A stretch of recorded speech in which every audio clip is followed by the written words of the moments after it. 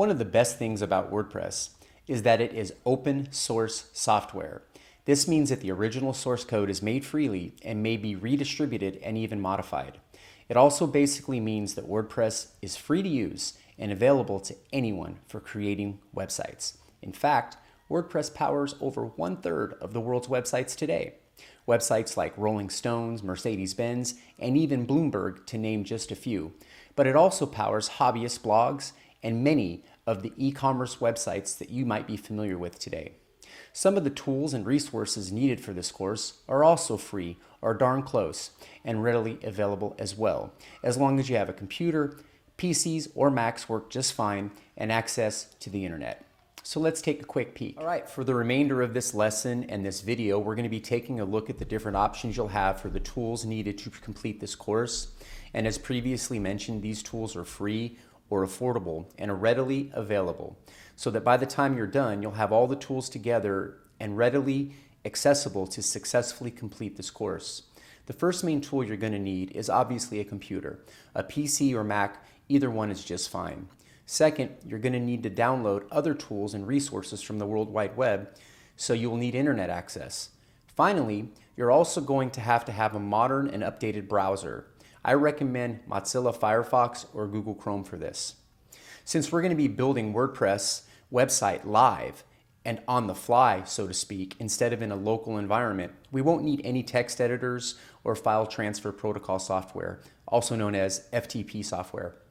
We're also going to need a way to format and edit pictures and graphics for uploading to your WordPress website.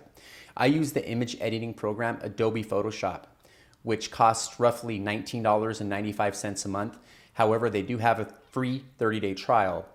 Also, there's a number of free image editors out there, like Apple Photos, which is here, iPiccy, which is here, and Gimp.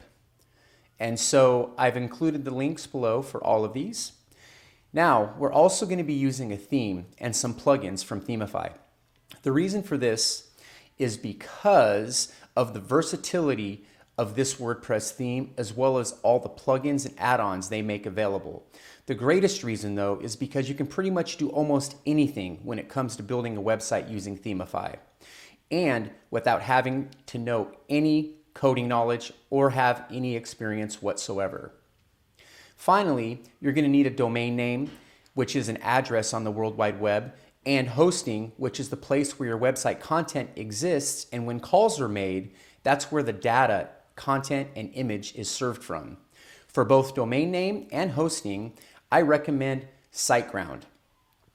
If you already have a domain name, that's fine. We can still easily and quickly connect your domain to SiteGround hosting. I have also included those links below.